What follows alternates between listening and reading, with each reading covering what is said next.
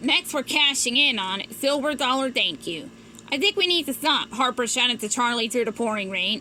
She could only see a few feet in front of her as they pedaled home from a day at the river. Charlie twirled his lucky silver dollar between his fingers and slowed to a stop. You're right, he yelled. This doesn't feel safe at all. Pointing up the hill to an old house, Charlie asked him, think we can stop in there? Anything is better than staying out here, Harper said. They pedaled through the wind and rain to the old house on the hill. The lights in the windows welcomed them, and they knew this was the right choice. They knocked on the front door.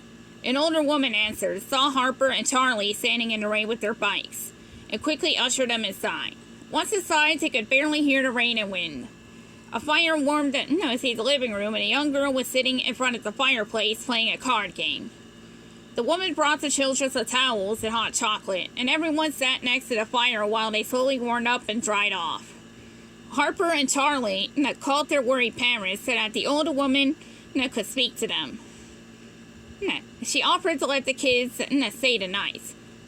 Their parents wanted to come pick them up right away, but it was too dangerous to drive in the storm. So Harper and Charlie spent the rest of the night playing cards with the woman and her daughter, eating a large, delicious dinner, and sleeping soundly in warm beds.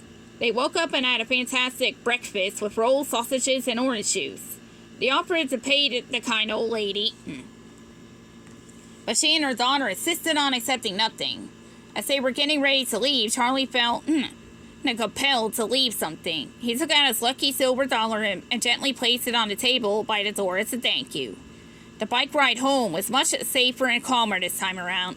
The children arrived at Harper's house in no time. Harper's parents were outside waiting with a big hug when they got there.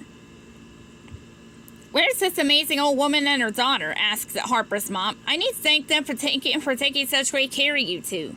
It's just the old house top of the hill right outside town, Charlie explained.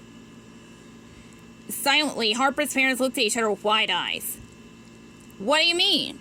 That house burned down when we were kids. It must have been 30 years ago. There was a mother and daughter inside. They both died. No way, Harper said. You must be thinking of a different house. Okay, well, why don't you take me there and introduce me? Charlie and Harper easily guided Harper's parents to the house on the hill. But as they cleared the crest, everything was different. The inviting home from the night before was now in an overgrown shell of a house. Completely charred inside and out, and had obviously been that way for many years. What? Whispered Charlie. No way, Harper insisted. They rushed to the house's threshold.